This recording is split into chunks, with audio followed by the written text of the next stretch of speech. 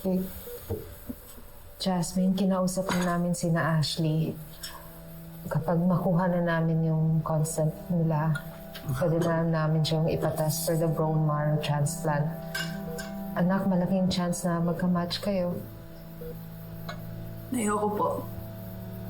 Anong ayaw mo? Ayoko na siya yung donor ko. Parang ang weird naman nun, di ba? After everything, after yung mom niya yung rason kung bakit tayo nagkagulo, tapos siya yung magsisave sa akin? Jasmine, kung may chance na tutulungan tayo, gagawin natin yun. And mom, she kind of betrayed me with Sander. Ayoko lang na parang I owe her something. Anak, buhay mo ang nakataya dito. I know. Pero di naman po ibig sabihin nun wala akong feelings, di ba? Jasmine, hindi na to tungkol sa feelings mo. But I feel like Ashley should not be the one who could help us. Masyado pang bata si Ashley para maging donor. Hindi ko isusugal ang safety ng anak ko. Hindi mo anak si Ashley. Alam mo, ako yung tunay niyang ama. Kapal din ang mukha mo, no? Bakit nasaan ka nun, ha? Nasaan ka? Natingis mo si Ashley nang wala ka ng ilang taon. Tapos ngayon na may kailangan ka sa kanya, biglang magpapakatatay ka? Ako nag-alaga sa kanya. Ako nagpalaki sa kanya. Ako pa rin may karapatan sa kanya. Ako yung legal na tatay niya. Kaya ang desisyon ko, hindi ako papayag. Bro, Edward, please. Teya. Malis ka na. Nakikiusap na. Malis ka.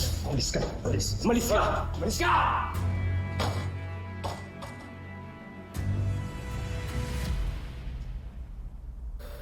Now is not the time to be choosy, Jasmine.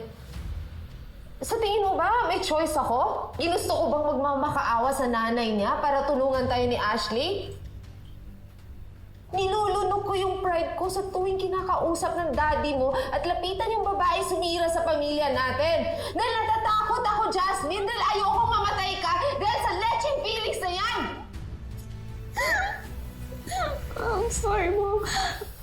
I'm just scared.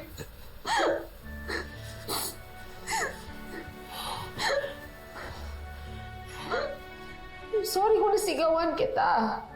But Ashley is our only hope. At kung matulungan ka niya, mabubuhay ka. At kahit papano, pag nagawa niya yun, nakakabayad na rin siya sa dami ng kasalanan na nagawa ng nanay niya.